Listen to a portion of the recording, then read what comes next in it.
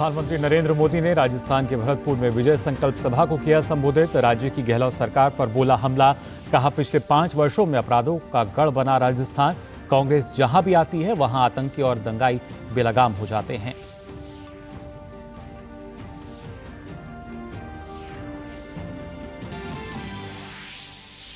राजस्थान के रण में सभी दलों का प्रचार हुआ तेज। मल्लिकार्जुन खड़गे भरतपुर के बाद खैरथल में संभालेंगे मोर्चा। जोधपुर और जैसलमेर में जेपी नड्डा करेंगे भाजपा के लिए प्रचार।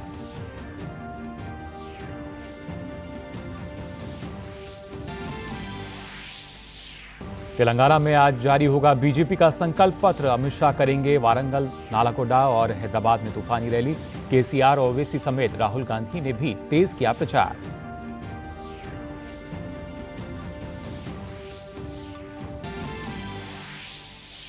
राष्ट्रपति द्रौपदी मुर्मू ने 2047 में अंतरिक्ष प्रौद्योगिकी और विमानन विषय पर 2 दिवसीय अंतर्राष्ट्रीय सम्मेलन का किया उद्घाटन।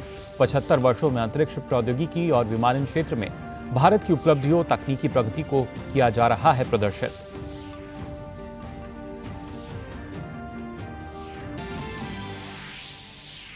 क्रिकेट विश्व कप 2023 के अंतिम रण को लेकर उत्साह चरम पर। मुकाबले से पहले नीले रंग में डूबा अहमदाबाद। कल नरेंद्र मोदी स्टेडियम में वायुसेना का सूर्य किरण दिखाएगा करतब। भारत ऑस्ट्रेलिया में 20 साल बाद होगी खिताबी जंग।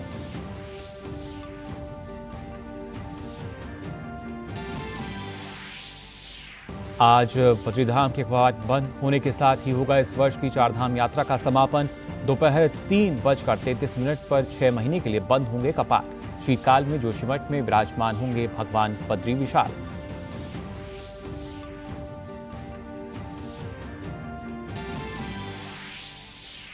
और देश भर में मनाया जा रहा है आस्था और श्रद्धा का लोक पर्व छठ। दूसरे दिन खरना और प्रसाद ग्रहण करने के साथ शुरू होगा 36 घंटे का निर्जला व्रत। सूर्य को अर्घ्य देने के लिए जगह जगह सजाए जा रहे हैं घाट। नमस्कार, आप देख रहे हैं डीडी न्यूज। मैं हूं मुकुल शर्मा और आइए बुलेटिन में सबसे पहले बात करते हैं चुनावी राज्यों की।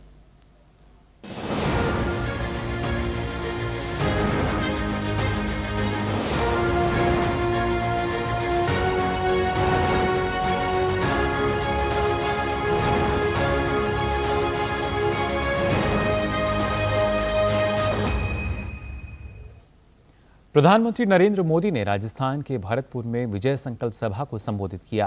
प्रधानमंत्री ने राज्य की गहलोत सरकार पर जमकर हमला बोला। प्रधानमंत्री ने कहा कि पिछले 5 वर्षों में राजस्थान अपराध का गढ़ बन गया है। कांग्रेस पर जमकर हमला बोलते हुए प्रधानमंत्री ने कहा कि कांग्रेस जहां भी आती है वहां आतंकी और दंगाई बेलगाम हो जाते हैं। प्रधानमंत्री ने कांग्रेस पर तुष्टीकरण का आरोप भी लगाया। कांग्रेस जहां जहां आती है वहां वहां आतंकवादी, अपराधी और दंगाई बेलगाम हो जाते हैं। कांग्रेस के लिए तुष्टीकरण ही सब कुछ है। कांग्रेस तुष्टीकरण के लिए किसी भी हद तक जा सकती है, चाहे इसमें आपका जीवन तक दांव पर क्यों न लगाना पड़े। साथियों, कांग्रेस ने राजस्थान के महिलाओं के विश्वास को भी चकनाचूर कर दिया। जो मुख्यमंत्री खुद कहे कि महिलाएं रेप के फर्जी मामले दर्ज करवाती है, क्या वो महिलाओं की सुरक्षा कर सकते हैं? भरतपुर के बाद प्रधानमंत्री नागौर जाएंगे। यहां के खरनाल में स्थित वीर तेजाजी मंदिर में दर्शन और पूजन करेंगे और फिर नागौर में आज की दूसरी और आखिरी विजय संकल्प सभा को संबोधित करेंगे। पीएम मोदी के अलावा भाजपा अध्यक्ष जेपी नड्डा भी राजस्थान के जोधपुर और जैसलमेर में सभा करेंगे। इसके अलावा यूपी के मुख्यमंत्री योगी आदित्यनाथ आज जोधपुर में चुनावी रैली करेंगे। योगी यहां जिले की तमाम विधानसभा क्षेत्रों में रोड शो, रैली और जनता से संवाद करेंगे। एक तरफ जहां आज राजस्थान में भरतपुर में पीएम मोदी ने विजय संकल्प सभा को संबोधित किया, वहीं दूसरी ओर भरतपुर में ही कांग्रेस अध्यक्ष मल्लिकार्जुन खड़गे आज भरतपुर जिले के दौरे पर रहेंगे। खड़गे यहां भरतपुर जिले की वैर सीट और अलवर के तिजारा में चुनावी सभा को संबोधित करेंगे। वहीं मुख्यमंत्री अशोक गहलोत लगातार छोटे छोटे रोड शो और रैलियों में व्यस्त हैं। उन्हें भरोसा है कि उनकी गारंटियां फिर से कांग्रेस का हाथ मजबूत करेंगी। इसके अलावा अलवर जिले के बानसूर और दौसा जिले के बांदीकुई में भी बीएसपी के अध्यक्ष मायावती की सभा होगी। तो वहीं गंगापुर में राष्ट्रीय लोकतांत्रिक पार्टी के हनुमान बेनीवाल अपना पार्टी का प्रचार करेंगे। और आइए बात करते हैं तेलंगाना चुनाव को लेकर, जहां 30 तारीख को मतदान होना है। आज हैदराबाद में बीजेपी अपना संकल्प पत्र जारी करेगी। कहा जा रहा है कि अमित शाह इस संकल्प पत्र को लॉन्च करेंगे। संकल्प पत्र के अलावा अमित शाह गढ़वाल, नालगोंडा और वारंगल में चुनावी रैलियों को भी संबोधित करेंगे। इससे पहले कल कांग्रेस ने अपनी पार्टी का घोषणा पत्र जारी किया था, जिसमें तेलंगाना के लिए 6 गारंटी और अलग अलग घोषणाएं शामिल हैं। घोषणा पत्र में 4,000 रुपए की वृद्धावस्था पेंशन और 500 रुपए में रसोई गैस शामिल है। माना जा रहा है कि बीजेपी का संकल्प पत्र भी इसी तरह लोक लुभावन होगा, जिसमें सभी वर्गों के लिए घोषणाएं की जा सकती हैं। वहीं दूसरी ओर तेलंगाना में मौजूदा सरकार और उसके मुखिया केसीआर ताबड़तोड़ रैलियों में व्यस्त हैं। वो लगातार विपक्षी दलों पर हमलावर हैं और कह रहे हैं कि अगर उनकी सरकार बनी तो मौजूदा सरकारी योजनाओं को बंद कर दिया जाएगा। इसी तरह ऑल इंडिया मजलिस इत्तेहादुल मुस्लिमीन के नेता असदुद्दीन ओवैसी भी कांग्रेस और बीजेपी पर हमलावर हैं। उनका कहना है कि ये दोनों दल नहीं चाहते कि एआईएमआईएम के नेता चुनाव ना जीतें। तेलंगाना में विधानसभा चुनाव के लिए प्रचार जोरों पर है। एआईएमआईएम अध्यक्ष असदुद्दीन ओवैसी ने पार्टी के नामपल्ली उम्मीदवार माजिद हुसैन के साथ हैदराबाद में डोर टू डोर अभियान में हिस्सा लिया। इस दौरान उन्होंने कांग्रेस के घोषणा पत्र पर सवाल उठाए। तेलंगाना विधानसभा चुनाव के दौरान तेलंगाना राज्य के गठन का श्रेय लेने और राज्य आंदोलन के दौरान जानमाल के नुकसान पर आरोप प्रत्यारोप का दौर जारी है। बीआरएस और बीजेपी इस मुद्दे को लेकर कांग्रेस पर हमलावर हैं। इस बीच कांग्रेस ने तेलंगाना के लिए पार्टी का घोषणा पत्र जारी कर दिया है। कांग्रेस की गारंटी और घोषणा पत्र पर बीजेपी ने कहा कि जनता ने कर्नाटक में इनकी गारंटियों का हाल देख लिया है।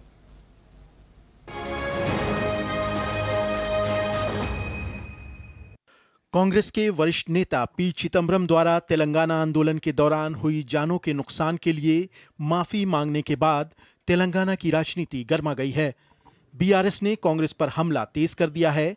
शुक्रवार को हैदराबाद हवाई अड्डे के पास पोस्टर लगाए गए, जिसमें लिखा गया कि तेलंगाना के बेटों की जान लेने वाले कांग्रेस नेताओं का स्वागत है। बीआरएस नेता के कविता ने पूछा कि 6 दशकों तक तेलंगाना को धोखा देने वाले गांधी परिवार के लोग जानमाल के नुकसान के लिए माफी क्यों नहीं मांग रहे हैं। I just want to direct my question to Honorable Rahul Gandhi ji. Why are you not apologizing? Why is Sonia ji not apologizing? Have the decisions only been made by Mr. Chidambaram? If you are coming to Telangana, giving guarantees to people of Telangana, why are you shying away from apologizing to the people of Telangana?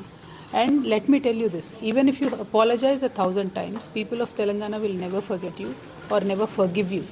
केंद्रीय मंत्री और Telangana BJP अध्यक्ष जी किशन रेड्डी ने तेलंगाना आंदोलन के दौरान करीब 1200 लोगों की मौतों के लिए कांग्रेस पर निशाना साधा।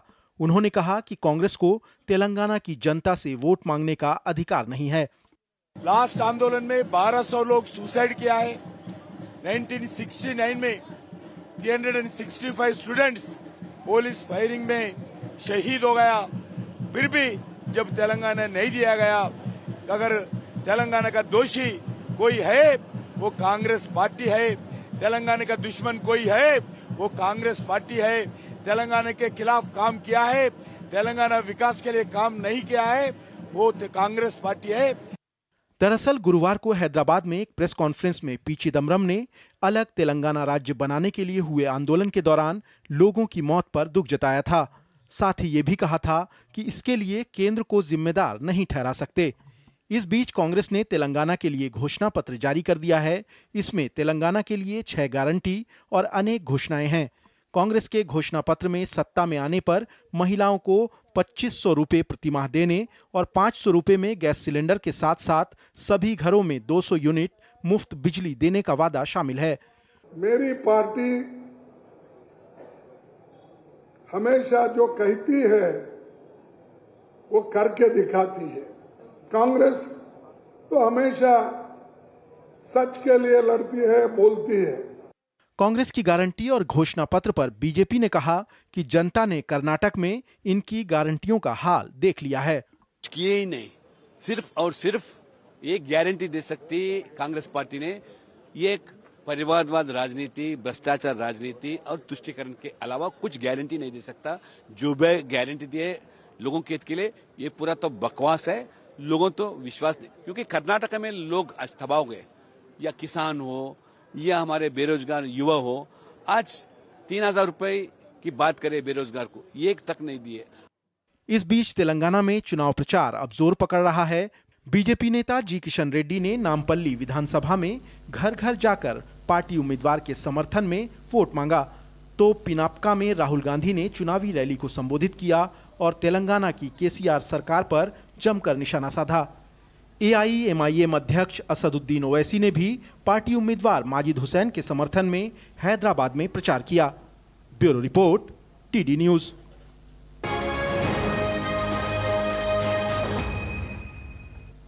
बीआरएस एमएलसी की कविता तेलंगाना के जगत्याल में एक रोड शो के दौरान बेहोश हो गईं। बताया जा रहा है कि कविता डिहाइड्रेशन की वजह से बेहोश हुई। कि कविता तेलंगाना विधानसभा चुनाव के दौरान प्रचार कर रही थी।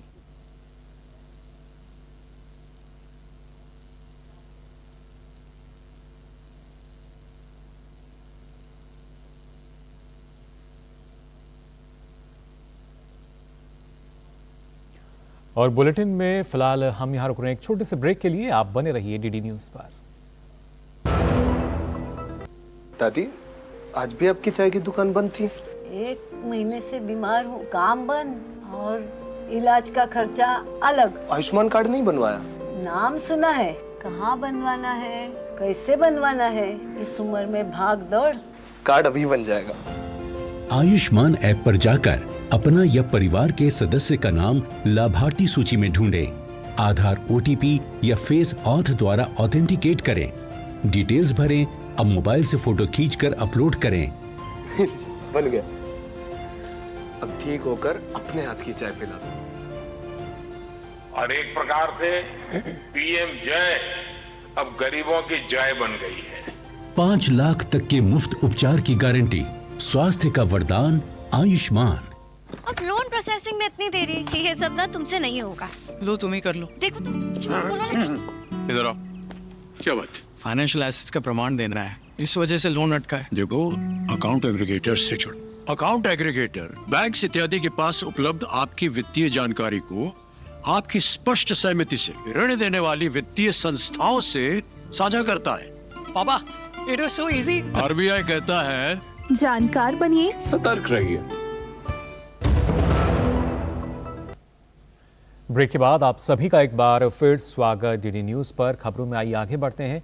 राष्ट्रपति द्रौपदी मुर्मू ने 2047 में अंतरिक्ष प्रौद्योगिकी और विमानन विषय पर आयोजित होने वाले अंतर्राष्ट्रीय सम्मेलन और प्रदर्शनी का उद्घाटन किया।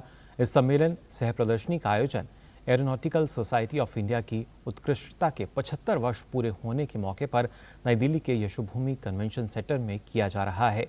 कार्यक्रम के उद्घाटन सत्र के दौरान भारत की अंतरिक्ष प्रौद्योगिकी और विमानन क्षेत्र की यात्रा के 75 वर्षों के सार संग्रह के साथ साथ विजन डॉक्यूमेंट 2047 का विमोचन किया गया। राष्ट्रपति ने कहा कि ये सम्मेलन एविएशन सेक्टर के भविष्य के लिए एक मील का पत्थर साबित होगा।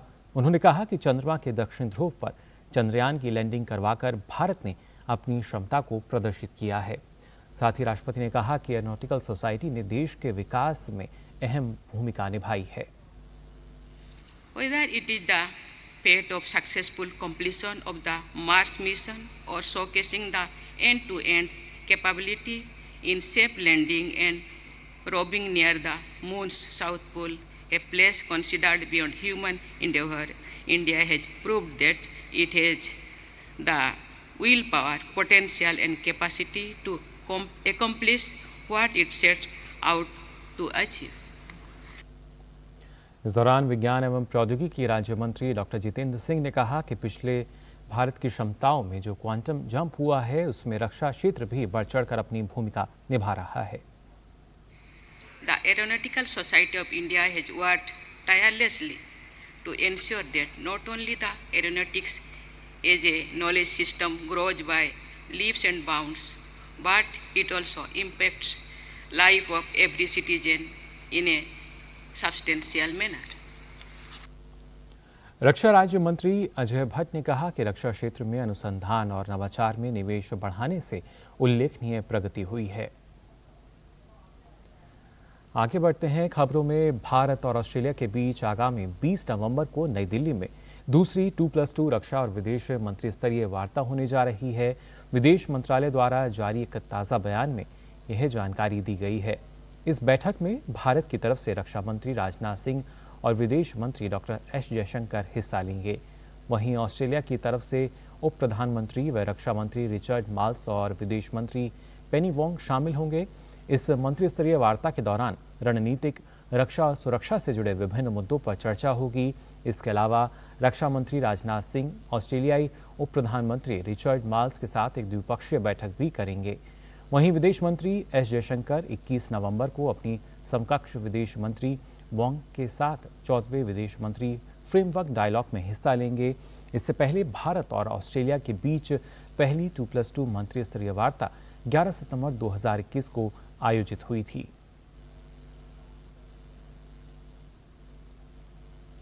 रक्षा मंत्री राजनाथ सिंह इंडोनेशिया के दौरे से लौटते हुए उन्होंने सिंगापुर में थोड़ी देर के लिए रुके। इस दौरान उन्होंने सिंगापुर में INA मार्कर पर नेताजी सुभाष चंद्र बोस को श्रद्धांजलि दी। 1955 में national heritage board of Singapore ने इस स्मारक का निर्माण किया था। इस स्मारक का प्रस्ताव और आधारशिला स्वयं नेताजी ने रखी थी। केंद्रीय मंत्री किरेन रिजिजू मालदीव की यात्रा पर हैं। मालदीव के नवनिर्वाचित राष्ट्रपति मोहम्मद मुइज़ू ने एक भोज का आयोजन किया। किरेन रिजिजू ने इस पर खुशी जताते हुए कहा कि आधिकारिक भोज में मालदीव की आतिथ्य की झलक देखने को मिली। केंद्रीय मंत्री धर्मेंद्र प्रधान ने आज पुरी के जगन्नाथ मंदिर में पूजा अर्चना की। जगन्नाथ मंदिर भगवान विष्णु के 8वें अवतार श्री कृष्ण को समर्पित है।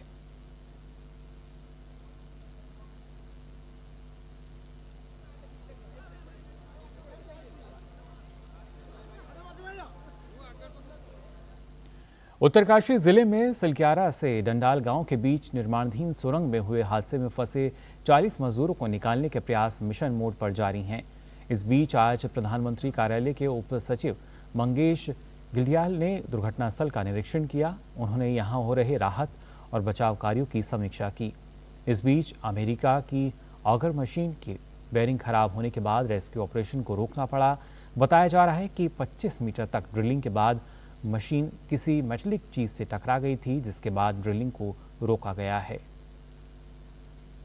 इस बीच एक और हेवी ड्यूटी मशीन को इंदौर से लिफ्ट किया गया है, जो कि सिलक्यारा में बचाव कार्य के लिए पहुंच गई है। इस बीच उत्तरकाशी में जियो मैपिंग टीम दुर्घटनास्थल पर पहुंच गई है। विशेषज्ञों ने अनुमान लगाया है कि सुरंग 60 मीटर तक धंसी है, जिसमें करीब 25 मीटर तक की ड्रिलिंग की जा चुकी है।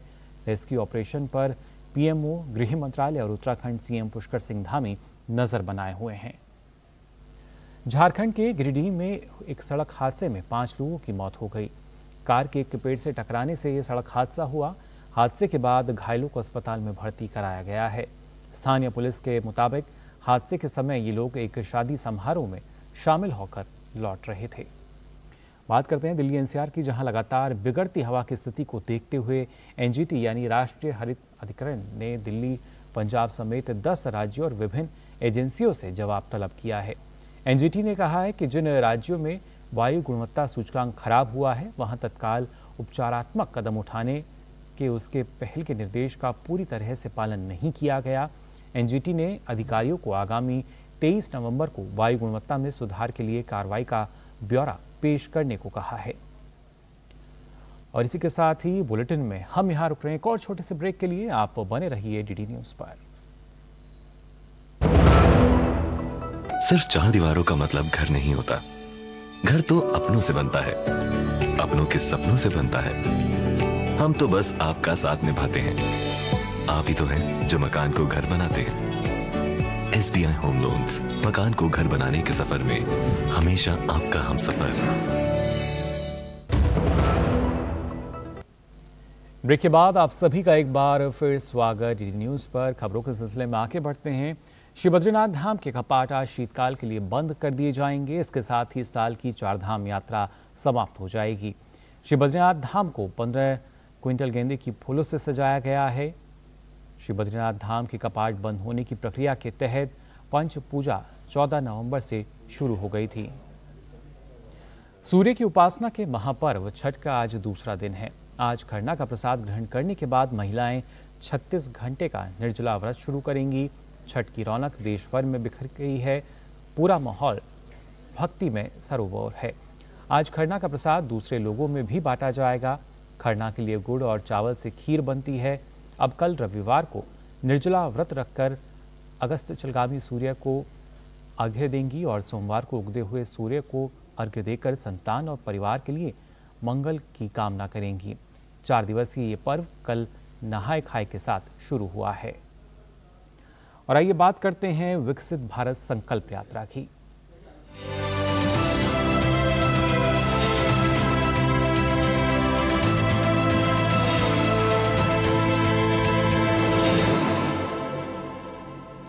महाराष्ट्र के गढ़चिरौली जिले में विकसित भारत संकल्प यात्रा अभियान का आयोजन अहेरी महगांव खुर्द में किया गया। यात्रा में विशेष गाड़ी के माध्यम से लोगों को सरकार की विभिन्न योजनाओं की जानकारी दी गई और उन्हें सरकार के कार्यक्रमों के बारे में जागरूक किया गया। इतने दिन से घर नहीं था, मैं घर के वजह से बहुत परेशान था। अभी मैं रमाई योजना का घरकुल का लाभ लिया हूँ। 2021-22 में मेरे को मकान मिला है। वो मकान में मेरा परिवार और मैं सुकून में हूँ। केंद्र शासन को मैं धन्यवाद देता हूँ। उनको लाभ देने का उद्देश्य हम विकसित भारत संकल्प यात्रा के दरमियान हम पूरा करेंगे। हमें विश्वास है कि दिनांक 15 नवंबर 2023 से लेकर 26 जनवरी 2024 तक जितने भी लाभार्थी वंचित रहे उनको हम लाभ दे सकेंगे। वहीं उत्तर प्रदेश के मेरठ में विकसित भारत संकल्प यात्रा का आयोजन किया गया। खरखौदा ब्लॉक के बिजौली गांव में इस यात्रा का शुभारंभ हुआ। सभी विभागों के अधिकारियों द्वारा सरकारी योजनाओं के स्टॉल लगाए गए और इसकी जानकारी भी दी गई। लाभार्थियों ने विभिन्न योजनाओं का लाभ मिलने पर सरकार का आभार जताया। ये आंगनवाड़ी केंद्र की तरफ से जो हमें आहार मिलता है उससे हमें बहुत फ़ायदा होता है, मेरे बच्चे को भी मेरे को भी।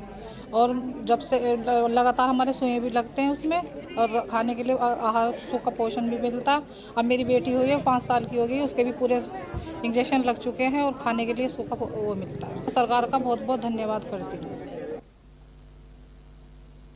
मुझे हार्ट में प्रॉब्लम हो गई थी तो इस प्राइवेट हॉस्पिटल में मुझे दाखिल कराया गया। वहाँ मेरा परिवार फीस के लिए सक्षम नहीं था, लेकिन आयुष्मान कार्ड से इतना लाभ मिला कि मेरा वहाँ इलाज हो सका और आज मैं अपने बच्चों के बीच में खड़ी हूँ। मैं सरकार को, मोदी जी को धन्यवाद देना चाहती हूँ इस योजना को चलाने के लिए। बात करते हैं क्रिकेट विश्व कप की, जो यहाँ ICC विश्व कप का फाइनल मुकाबला भारत और ऑस्ट्रेलिया के बीच खेला जाएगा। दोनों टीमें रविवार को अहमदाबाद के नरेंद्र मोदी स्टेडियम में भिड़ेंगी। भारत विश्व कप के फाइनल में चौथी बार मैदान पर उतरेगा, तो वहीं ऑस्ट्रेलियाई टीम 8वीं बार विश्व कप का फाइनल मैच खेलेगी। दोनों टीमें 20 साल बाद विश्व कप के फाइनल में आमने सामने होंगी।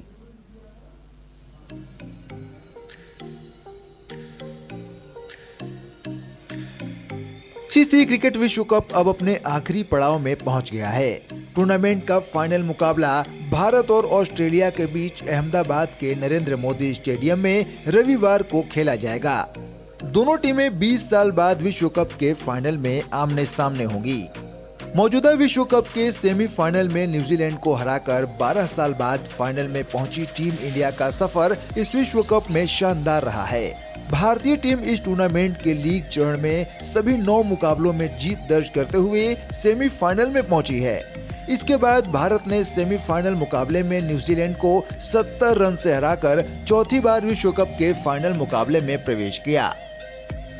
वहीं बात अगर ऑस्ट्रेलिया की करें तो इस टीम को मौजूदा विश्व कप में लगातार 2 हार झेलनी पड़ी थी। इसके बाद टीम ने लगातार 7 जीत के साथ सेमीफाइनल में प्रवेश किया। फिर सेमीफाइनल मुकाबले में 3 विकेट से दक्षिण अफ्रीका को हराकर 8वीं बार फाइनल में अपनी जगह पक्की की। दोनों टीमों के बीच आंकड़ों पर गौर करें तो आईसीसी वनडे विश्व कप के इतिहास में भारत और ऑस्ट्रेलिया एक दूसरे से 13 बार भिड़े हैं, जिसमें से 8 मैच ऑस्ट्रेलिया ने जीते हैं, जबकि 5 मुकाबलों में टीम इंडिया को जीत मिली है। वहीं वनडे फॉर्मेट में भारत और ऑस्ट्रेलिया के बीच अब तक कुल 150 मुकाबले खेले गए हैं, जिसमें से 83 मुकाबले ऑस्ट्रेलिया के नाम रहे हैं तो 57 मैचों में भारत को जीत मिली है, जबकि 10 मैचों का कोई नतीजा नहीं निकला है। पिछली बार साल 2003 में खेले गए क्रिकेट विश्व कप के फाइनल मुकाबले में टीम इंडिया को ऑस्ट्रेलिया के हाथों हार का सामना करना पड़ा था। अब रविवार को होने वाले फाइनल मुकाबले में टीम इंडिया की नजर ऑस्ट्रेलिया से 2003 में मिली हार का बदला लेते हुए खिताब को अपना बनाने पर होंगी। Sports desk, DD news. Cricket विश्व कप का फाइनल मुकाबला देखने के लिए अहमदाबाद में दर्शकों का पहुंचना शुरू हो चुका है। वहीं अहमदाबाद एयरपोर्ट के बाहर क्रिकेट प्रेमियों का पारंपरिक नृत्य के साथ स्वागत किया जा रहा है।